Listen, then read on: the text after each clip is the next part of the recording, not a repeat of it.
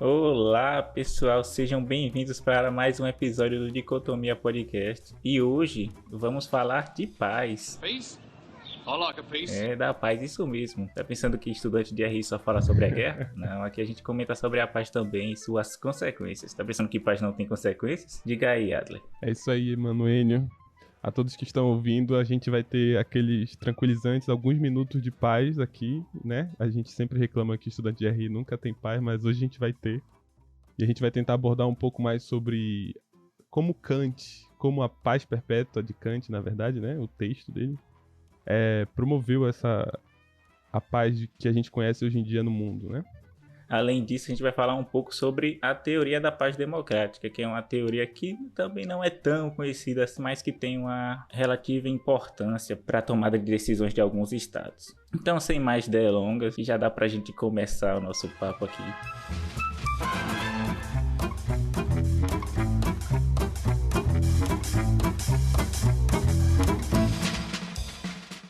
Eu acho que a gente começa um pouquinho, eu queria trazer pra mesa aqui um pouco de reflexão, né? A gente pensar um pouco como vocês imaginam a paz, você que tá escutando a gente, ou a mesmo Enio, né, que tá aqui comigo conversando. Como é que você imagina a paz, Enio? De fato, assim, você acha que a gente vive um momento de paz no mundo? Rapaz, difícil viver um momento de paz, ainda mais no momento que estamos agora, né, de pandemia. É difícil pensar em paz com isso. E é engraçado porque em 2020 a gente viu um período de extrema... A gente ainda vive, né, um período muito ruim, que é o período de pandemia. E a gente pensou no final do ano, não sei se você pensou, Enio, não sei se quem tá escutando a gente pensou também, que 2021 seria um período, a virada do ano, onde você acabaria com todos os problemas, o Covid ia embora, onde nossos problemas econômicos e de governo iriam partir também, né? Mas aí viria um restart na vida humana. Exatamente. E aí viria a completa paz de 2021. Não sei se tá acontecendo, né? Mas a gente às vezes imagina. Então acho que a paz tem esse valor muito simbólico. Não sei se você tem também essa concepção de paz, assim. Sim, a paz tem muito essa simbologia, essa idealização que temos de esperar sempre pelo melhor no futuro, né? E como o último ano foi tão complicado, para começar o ano já parecendo que ia começar uma guerra mundial, né? O primeiro ano, todo mundo naquela treta que, nossa, agora Estados Unidos, Irã, meu Deus, o mundo vai explodir agora em guerra. E depois, as problemáticas relativas ao Covid-19, né? E 2021, vida nova aqui, vamos pular 7 ondinhas e agradecer.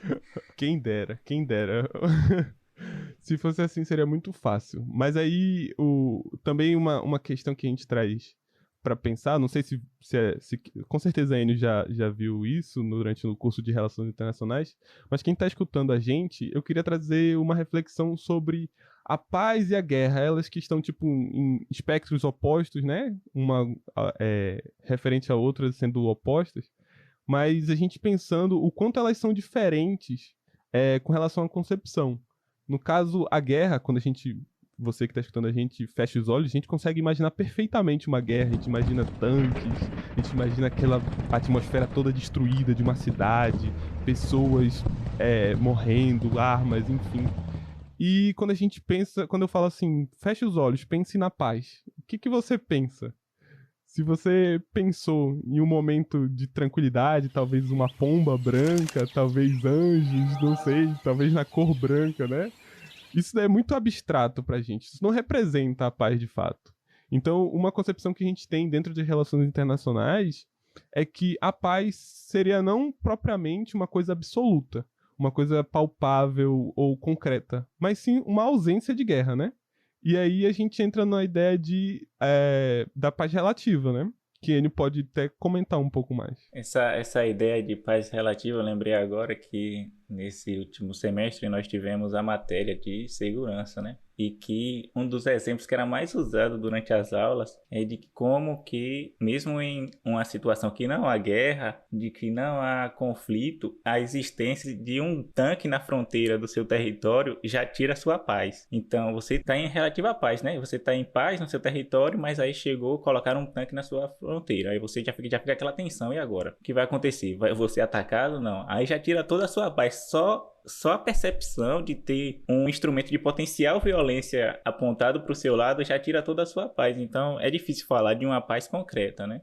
E pra quem pensou também em uma paz, fechou os olhos e imaginou a sua cidade tranquila, pessoas andando, talvez a gente possa pensar também numa guerra urbana, né? No sentido de, como você mesmo falou, talvez cidades que tenham uma violência muito maior, a gente possa considerar que não é uma paz, né? Sim. Um autor, Galtung, ele fala como que a paz, a gente só entende ela como a ausência da violência, mas não só como a ausência da violência física. Existem outras violências que devem ser levadas em considerações para que haja de fato uma paz. Seria como se todas as violências ausentes ao mesmo tempo. É a ausência da violência cultural, da violência física, da violência psicológica, de todas as violências. Então é meio difícil você afirmar, a partir dessas considerações que é feita pela Escola de Estudos Críticos da Paz, que existe de fato uma paz em algum momento, né? Porque eu acho que é difícil em algum momento da vida a gente estar em paz inteiramente nesse sentido. Que haja uma paz tanto física, tanto cultural, tanto psicológica,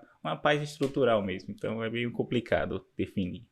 A gente possivelmente não viveu momentos de paz, assim, absoluta, né, vou dizer assim, durante a nossa existência na Terra. O ser humano se a gente for pensar do modo hobbesiano, por natureza um tanto quanto desconfiado e violento, em certo sentido.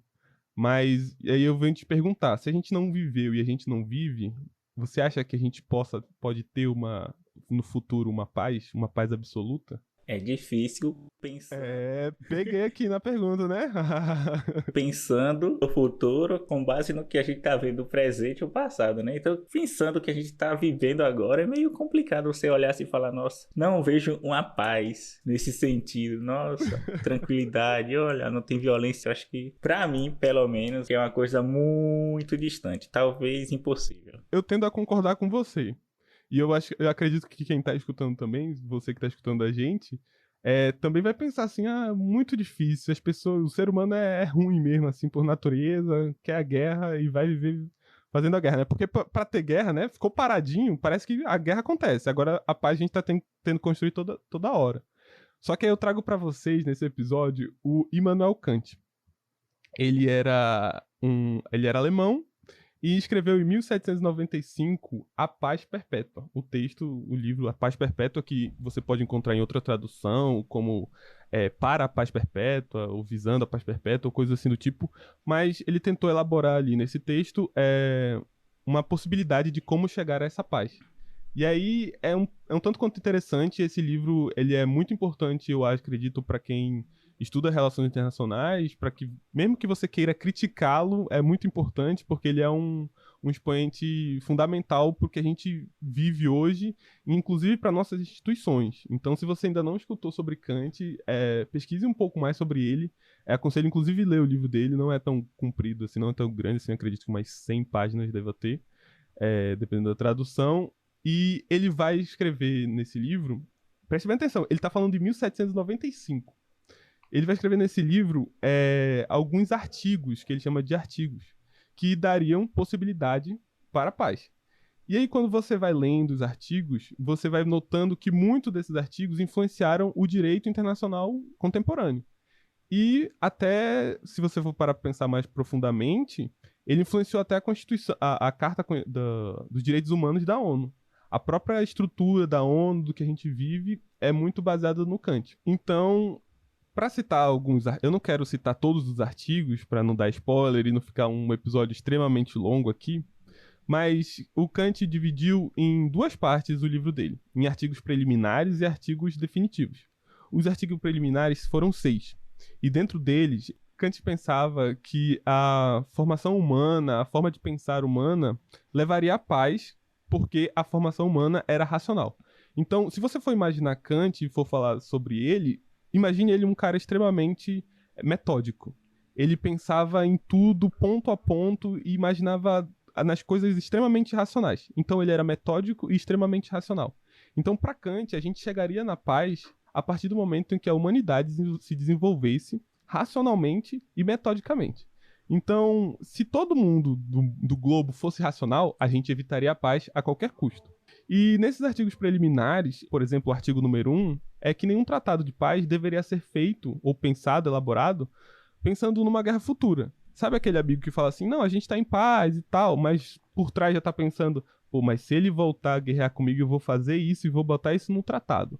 Então, isso é o primeiro artigo dele e demonstra muita racionalidade. Nesse sentido, a gente pode trazer como exemplo o próprio Tratado de Versalhes, né? Que, em certa medida, prejudicou demais a Europa, mas prejudicou principalmente a Alemanha. E segundo Keynes, é esse desequilíbrio de prejuízos que vai causar a Segunda Guerra. Eu não sei se Enio quer comentar alguma coisa. É que eu pensei aqui que os tratados quase sempre tem alguma coisinha assim, alguma brecha que os estados vão lá e aproveitam pra agir nele. Deixa aquele espaço, propositalmente ou não, aberto pra, fulano fez tal coisa. Gosta disso. Tá lá, ó, segundo o tratado tal coisa que ele fez não cobre. Então, a gente pode agir em cima disso. Já se percebe como que esse projeto de Kant, de certa forma, ele realmente é bem completo já nesse primeiro artigo. Já era para evitar qualquer tipo de tensões, né? Nisso. Isso é uma coisa que não dá para negar, mas que não acontece. Isso é fato. O que Kant coloca nos artigos dele, a gente consegue notar perfeitamente que nem metade é cumprido de forma pelos estados, né? Pelos chefes de estado, no caso. Muitas vezes é o descumprimento muito mais do que o cumprimento do que ele pensou. Então, talvez exista um pouco de hipocrisia da nossa parte em falar que desejamos a paz, sendo que a gente não busca por isso. Um outro ponto que a gente pode destacar com relação a isso é que ele fala sobre o desaparecimento gradual dos exércitos. Então, o Kant acreditava que com o decorrer do tempo os exércitos deveriam desaparecer. E por dois motivos. Ele fala que por questão de custo, o dinheiro que você gasta no exército, você poderia gastar, por exemplo, com o bem-estar da população. E isso é muito mais racional. Como eu falei, Kant era muito racional. E com relação, a outra justificativa é com relação à instrumentalização do soldado, que no caso aí seria a instrumentalização da vida humana. O soldado em si, ele não atende por uma demanda dele, ele não fala, eu estou contra certo país, certo estado, eu estou declarando guerra contra o estado. Não, às vezes é um chefe de estado, é uma cúpula, é um governo que decide que um grupo de pessoas deve ser enviado para certo país para combater. Então, nesse sentido, Kant está completamente cheio de razão. Eu não consigo ver por que ainda não adotamos Kant como a nossa Bíblia, sabe? Tipo, nosso guia, nosso guru. O engraçado é tentar pensar um estado sem exército hoje. Você fala, meu Deus, como assim? Como é que vai existir um estado sem exército hoje e vai ser invadido, né? Porque não tem nenhuma defesa. Então, atualmente é muito difícil você conseguir até pensar nisso, sabe? Quem irá nos defender, né? Diria o Chapolin Colorado. E aí também esses são 2 artigos, tem outros vários, são outros 4 no caso, são 6 no total desses artigos preliminares. Aí eu vou destacar o segundo artigo, que ele fala que nenhum estado pode ser adquirido pelo outro, nem por herança, nem por compra. E também ele fala da não intervenção no governo na constituição de outro estado. Esses 2 já também são outros artigos que a gente consegue ver perfeitamente na nossa atualidade. Eles se referem bastante sobre a não intervenção, que é um princípio da Carta da ONU, né? E sobre a questão da soberania, que também é uma ideia muito atual, digamos assim, não é tão nova, mas é uma coisa que ainda permanece na atualidade. Os outros 2 falam sobre a não contração de dívida externa para você gerar mais guerra. E o último desses 6 artigos é que nenhum Estado deve cometer hostilidades durante a guerra que impossibilite uma confiança de paz futura. O que isso quer dizer? Que você não pode cometer crimes de guerra, basicamente, que no futuro impossibilite você de confiar no outro Estado. Então é muito difícil você ser extremamente hostil, você cometer crimes de guerra, no caso, e depois você falar, não, confia em mim. É meio difícil, né? É meio complicado. Aí é complicado mesmo. E aí a outra parte seriam os artigos definitivos. Os artigos definitivos, ele fala sobre uma constituição, que para eles os estados deveriam adotar a constituição republicana, já que a constituição republicana teria como característica a decisão do povo. E um povo racional, de novo a racionalidade, não quer a guerra, né? Aqui a gente pode acho que, sei lá, alguém gostaria de ter a guerra? Você que tá escutando a gente, Enio, algum momento você desejou ter guerra contra outro estado, assim? Cara, é muito difícil. Acho que nunca, viu? Meu Deus, vou fazer guerra contra, sei lá, Uruguai, porque eu quero. E a gente pensa isso, mas a gente é um pouco até engraçado, porque a gente consegue pensar em guerras em que a população desejou e apoiou e tal. Mas não era grande parcela da população, não era uma coisa absoluta. Era muitas vezes motivado por uma ideia um tanto quanto contraditória. Nesse sentido, talvez a falta de racionalidade explicasse esse desejo pela guerra, né? A guerra, se a gente for pensar nesse tipo de racionalidade, a gente vai pensar que hoje em dia até a questão econômica faz com que a gente evite a guerra, né? O artigo número 2 desses definitivos fala sobre o direito da gente, fundado sobre a união de estados, assim. Então aqui, o que Kant está pensando é que a gente seria uma sociedade de nações. A gente seria uma sociedade juridicamente unida, universal. E no caso, você pensaria numa constituição, aos moldes, para todos os estados, em que valesse para todas as pessoas. E a gente consegue ver, mais ou menos, não é bem uma constituição, não tem como finalidade, não tem um poder tão grande assim, que seria mais ou menos como a ONU aí, nesse sentido. Uma coisa que tenta reger, tenta guiar, mas não é exatamente o que Kant está falando. E por último, o direito cosmopolita, que no caso, Kant estava querendo dizer sobre todos os seres humanos da Terra terem direito a qualquer espaço da Terra. Então, você que é brasileiro teria o mesmo direito que um europeu, um chinês, em qualquer lugar do mundo. E isso teria baseado mais ou menos no artigo anterior, que é sobre essa Constituição Universal. Então, é mais ou menos isso o que Kant fala. Com certeza ele foi uma das pessoas um dos expoentes mais importantes com relação à paz. E ele vai influenciar muito hoje em dia. Ele, inclusive, teorias, organizações internacionais. Tem pessoas, inclusive estudiosos do direito, dizem que o Kant cria uma nova dimensão do direito, né? Que antes existia o direito estatal e o direito das pessoas, e agora ele cria o direito do cidadão universal, digamos assim, o direito do Estado, da relação entre o Estado e o cidadão. É bem interessante, assim, pelo menos eu fiquei bem interessado nessa ideia, uma ideia um tanto quanto, às vezes, utópica pra gente, mas ela é interessante, eu acho. Sim, é bastante interessante, mas como eu disse, você pensando hoje, você chega e fala, nossa, isso aqui não tem como não, chega a ser de fato utópico, porque o desenvolvimento humano, considerando que quando esse texto foi feito, até os dias atuais, parece que vai 2 passos para frente e 7 para trás. E é interessante ressaltar que Kant não estava pensando numa paz imediata, né? Talvez passasse por diversos estágios aí nesse sentido.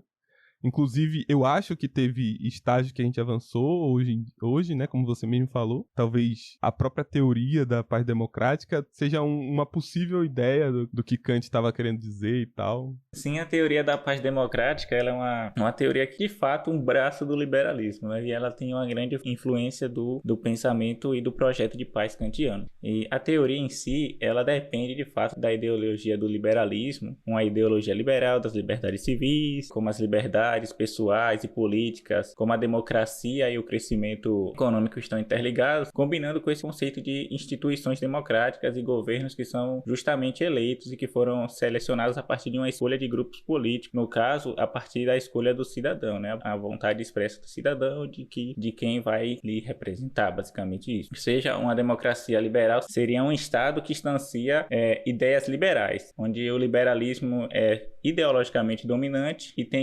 os cidadãos têm a influência em todas as decisões do Estado. Então, os cidadãos, se tiver, por exemplo, no caso de guerra, eles que vão decidir, vai passar por eles, depois vai passar por uma série de instituições, qual é a sua vontade de se posicionar a favor ou não. Não vai ser uma vontade expressa de uma única pessoa, de um único governante. Ele não pode, por sua vontade, querer guerrear ou enfrentar um outro Estado. A teoria da paz democrática ela é dividida basicamente em 2 correntes. Uma corrente que é mais estrutural, que é uma corrente mais fácil de ser percebida, que ela está mais preocupada como as instituições liberais elas estão dentro de um Estado e como elas encorajam o debate público. E essa mesma ideia de remover as ambições dos líderes políticos, né? Ela está pensando mais nisso, nesse escopo de como as instituições estão posicionadas. Seria aquela ideia de ter freios e contrapesos dentro de um Estado.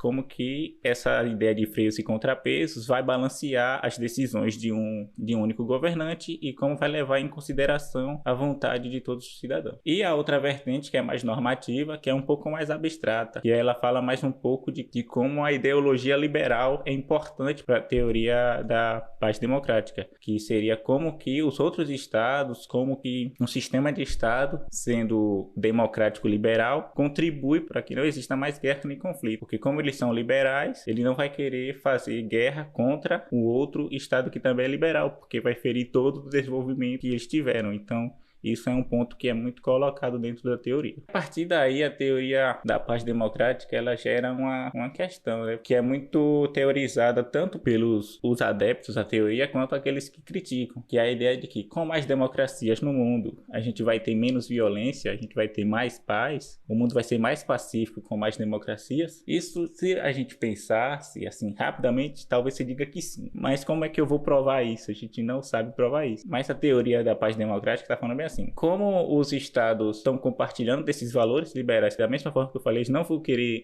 ferir o outro estado por conta desse desenvolvimento do liberalismo e da democracia que eles tiveram, eles basicamente vão ter sempre os mesmos interesses, pensando no bem comum e no desenvolvimento humano, e uma guerra entre eles iria retroceder essa conquista que eles já tiveram. Então, a existência de uma guerra veja bem, entre as democracias liberais não é provável, por isso que mais democracias em teoria, seria mais propensa à paz mundial. A gente pode relacionar com esse projeto de paz democrática de Kant, já que ele está pensando mais no caso de uma constituição mundial, se podemos dizer assim, mas nesse caso da teoria democrática são estados que têm o mesmo pensamento liberal democrático e com isso eles estão pensando da mesma forma. Não tem uma constituição em si, mas isso contribui para uma paz, já que eles estão meio que na mesma linha, sabe? Deixa eu ver se eu entendi. Eles estariam guiados pela racionalidade Isso, de não isso. se prejudicar, é isso? Seria muito... O Estado sempre é racional, ele vai pensar mais nos ganhos que ele pode ter frente a uma guerra, e como a guerra é prejudicial, eles não vão querer fazer uma guerra, né? Vai ferir tudo aquilo que eles já conquistaram. Mas só que essa questão da teoria da paz democrática, ela gera uma série de questionamentos, porque não é fácil você definir quem é uma democracia ou não. A gente sabe que existem instituições de organizações que fazem essa medição de países democráticos, mais democráticos ou não. Chama os Estados Unidos. Mais democráticos ou não. Chega até a desenvolver essa ideia de que os estados são falidos, os estados que estão acabando, né? Mas o que os críticos da teoria democrática estão dizendo, por exemplo, isso acontece muito em estados que passaram por um processo de mudança política dentro do seu território. E eles mudaram sua constituição. Deixaram de ser um estado autocrático e virou uma democracia. Mas só o fato dele ser uma democracia, ter lá as instituições colocadas e tudo aquilo que se entende como uma democracia liberal, não é o suficiente para ele ser colocado dentro da paz democrática. Porque não é apenas ser, ele tem que ser percebido. Então a ideia de percepção é muito grande. Vou tentar dar um exemplo aqui bem doido, mas que talvez ajude a entender melhor. Vamos supor que existe um ideal de família que é seguido no nosso território regional. Esse ideal define que cada membro da família tem sua função e nenhum, até mesmo os pais, tem um poder superior aos demais. E nessa região fictícia, minha família já faz parte desde sempre e é reconhecida como um modelo ideal. Aí acontece que a família de Adler, que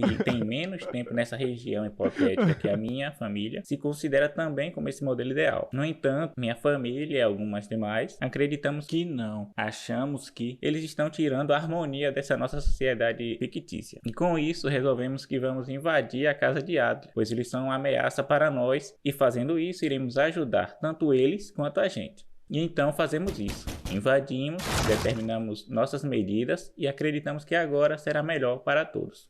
Porém, nesse processo, aproveitamos para saquear algo que talvez era o nosso interesse inicial, ou até mesmo violentar alguém. Ou seja, essa teoria acredita que intervenções em estados que não são percebidos como a democracia liberal são ameaças e que o ato de intervir não causará danos para nenhuma das partes, porque o objetivo é levar a melhora, a evolução, se pudermos dizer assim, e estabelecer a paz. Sim, é completamente perceptível isso daí. Acho que o exemplo mais recente, talvez, que a gente possa citar foi o que aconteceu na Bolívia, mais ou menos, né? Você perceber a Bolívia não como...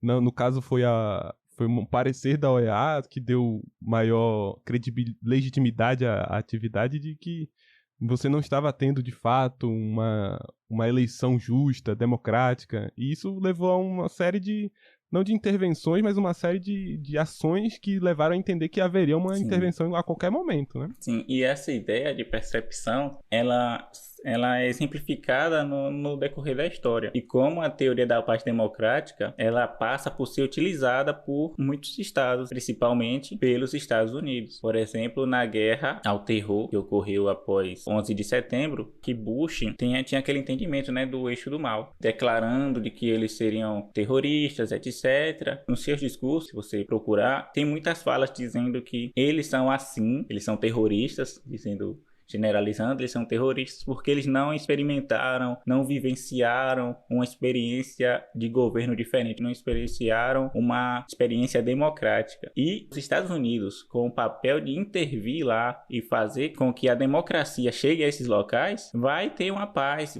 eles vão ser um exemplo para a região, porque vai ajudar na disseminação dessa ideia, dessa democracia, e vai favorecer para uma paz mundial, uma paz mais regional em primeiro momento, né? Como eles são democracias, eles vão pensar mais no bem da sua população e não vai querer ferir os outros estados. Então tem muito isso, né? De que os estados utilizam a teoria da paz democrática para fazer suas ações internacionais, suas intervenções.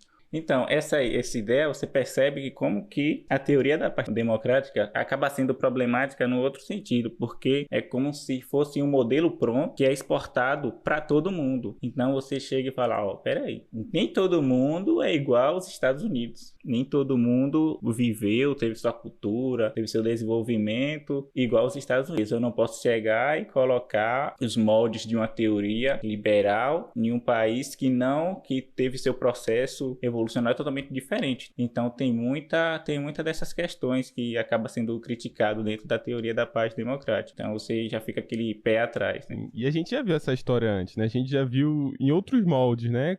A história de que o homem europeu levaria a civilização a todos os cantos do mundo, a África, a América, enfim, né? Eu acho que dá para entender exatamente os problemas da teoria da paz democrática. E existe essa crítica de que os estados vão usar os pressupostos da teoria da paz democrática como pretexto para obter ganhos estratégicos. Os Estados Unidos fazem muito isso. Se a gente for voltar um pouco no tempo, na invasão que teve no Panamá em 1989, invadiram com o pretexto de tirar o ditador, né? Porque ele era envolvido com o tráfico de drogas e para frear a onda do comunismo na região. Mas só que hoje em dia há muito debate sobre isso, era isso mesmo, ou eles estavam interessados em obter o controle do canal do Panamá, ou eles estavam tentando ter controle de uma região que para eles geopoliticamente é bem forte, né? Já que ficar na América Central é um lugar bem específico de passagem, né? Por isso que o canal é nesse lugar. Então tem muito desse pano de fundo, não é o que aparenta ser assim na primeira olhada que você dá. O buraco é mais fundo. Eu acho que não faltam exemplos para a situação, ainda mais, como você falou, é uma política muito pragmática, digamos assim, dos Estados Unidos. Mas antes de terminar esse episódio, eu queria levantar um último tópico. Talvez para você que está escutando a gente, e também para Enio, e para mim também, pensar de que forma a gente enxerga a paz hoje. De que forma você acha que existe algum resquício da paz de toda essa teoria de Kant? A gente tem que lembrar de outros expoentes que a gente não colocou aqui, o Abbé Saint-Pierre, o próprio Rousseau já falou sobre a paz, inclusive recomendo que vocês vejam mais sobre eles. A gente não inclui aqui porque só Kant e a teoria da paz democrática daria uns 3, 4 episódios, mas... E aí, Enio, você vê algum aspecto da paz na contemporaneidade, na sociedade internacional, nas organizações, enfim? Eu acho que dá para perceber esse aspecto todo na ideia mesmo de organização internacional e de como que, em teoria, elas tentam agir, né? a sua constituição em si, visando um bem comum, sabe? A maioria em si visa isso. E como a maioria das instituições pregam, que já foi dito em Kant, a não ingerência no outro Estado. Isso é uma coisa que é muito colocado nas instituições internacionais, até mesmo alguma coisa ou outra do projeto de paz de Kant, você consegue ver na própria Constituição brasileira. Tem alguma coisinha ali que respingou aqui também. Então, pode ser criticado, deve ser criticada, mas também temos que ver como que isso influenciou em coisas que acabam moldando, de certa maneira, o ambiente internacional e nacional. Sim. A minha percepção que eu vou levantar agora, ela não é, pode não parecer tão óbvia assim, e eu acho que ela é muito mais atual. Não tão atual, acho que talvez uns 30 anos tenha, mas a percepção da paz com relação à questão do meio ambiente, né? Já estou puxando um gancho aqui de possíveis episódios futuros do Dicotomia, fiquem ligados aí. Vem aí. Mas pensar que alguns tratados, e aqui eu destaco o Tratado de Kyoto, como eles pensam na paz, talvez, no sentido do meio ambiente. Se você for parar para pensar, existem estados com E maiúsculo aqui, países, em que, caso o nível dos mares se elevem na forma que os cientistas falam, eles podem desaparecer completamente, inclusive. Então, isso é uma questão das relações internacionais, é uma questão de paz também. Como o Enio falou no início desse episódio, o simples fato de você não estar bem no ambiente que você vive já gera um desconforto e já gera uma sensação de ausência de paz, né? Então, nesse sentido, eu acho que essa percepção de busca da paz através de tratados que visam o meio ambiente, né, a preservação do meio ambiente, é uma forma bem atual que eu enxergo a percepção da paz hoje em dia. Sim, sim, totalmente.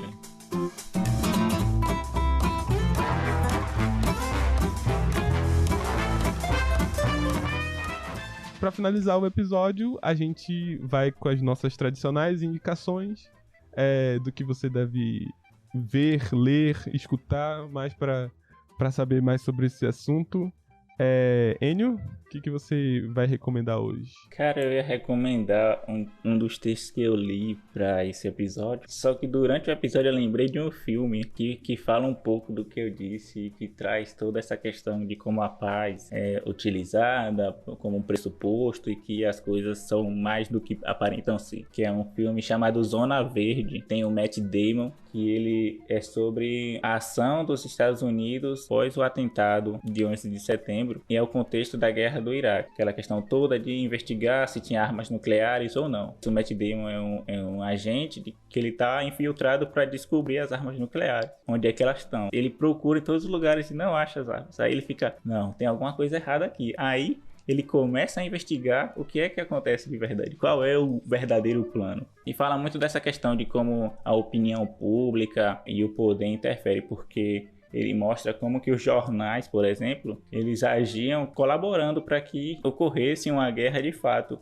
E a maioria das vezes eles nem checavam os dados, né? A famosa fake news, e só ia notificando. Então eu acho que é um filme bem interessante. Não é tão bom, mas é interessante. Não, as nossas indicações aqui e nossas referências vão estar no nosso Instagram, no @dicotomia_cast. Esse é o nosso Instagram e o nosso Twitter também, nos siga lá. A minha indicação hoje vai ser a dissertação da Evelyn Roberta. E o título é Atualidade dos Projetos de Paz Perpétua no Direito Internacional Contemporâneo. Bem, foi um texto, uma dissertação que eu encontrei durante a pesquisa. É uma dissertação de mestrado e eu achei muito interessante, o linguajar bem simples, um linguajar bem direto, inclusive, e vai dar para ter ideia de tudo que a gente falou hoje, inclusive essa relação do direito, das relações internacionais, do direito internacional, e vai conseguir localizar vocês melhor nessa discussão da paz, que é tão abstrata, mas ao mesmo tempo tão concreta, assim, com relação aos estudos kantianos. É isso aí, esse episódio fica por aqui, Dicotomia fica aqui também, tchau, tchau, até a próxima. Tchau, tchau, pessoal. Fiquem em paz. Tchau.